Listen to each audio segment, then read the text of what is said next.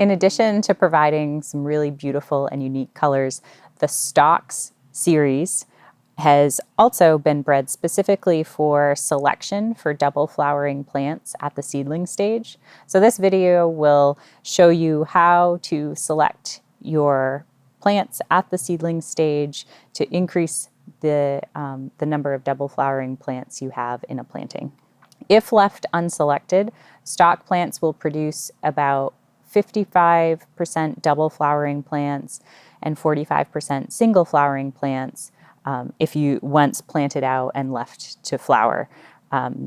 For a series like the StoX series, you can select for double flowering plants at the seedling stage based on visual differences in the color of the young seedlings.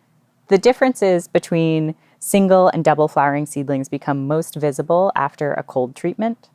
The leaves of the double flowering plants will be a light green, while the leaves of the single flowering plants will be dark green.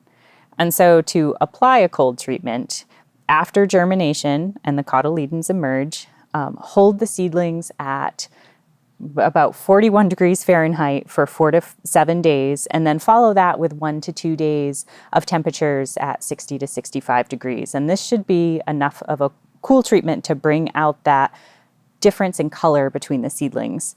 And at that point, you should be able to select for double flowering plants.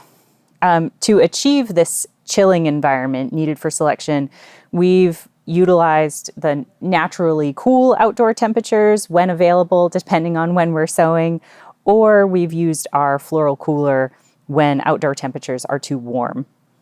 So to select the double flowering seedlings, you would go in and just remove all the seedlings with the darker green leaf color. We've double seeded this tray to give us more options for selection.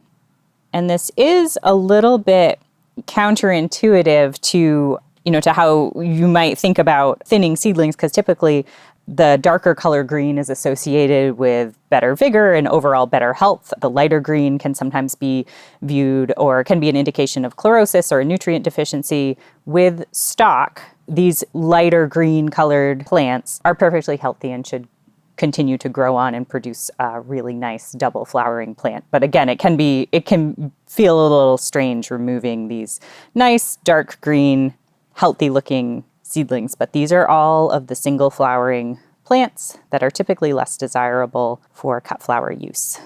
So this is one of the things that, just a reality of this type of selection process, where we are going to have a little bit of wasted space in these trays. So there would be wasted space. If there's wasted space for single flowering plants, it would be at this seedling stage and just in the trays, rather than, planting out this whole tray of a mix of single and double flowering seedlings and then having potentially wasted space much later on in the process in the field after time and energy has been put into planting and space has been taken up in a tunnel or a field by single flowering plants that maybe will not have as high of an economic return. So again, you'll probably see blank spaces in your tray if you use this selection method, but hopefully it will be a much better trade-off having the wasted space here than having wasted space later on in your field or tunnel planting. And again, ideally you will have a high percentage of double flowering plants that will be more valuable than the single flowering blooms.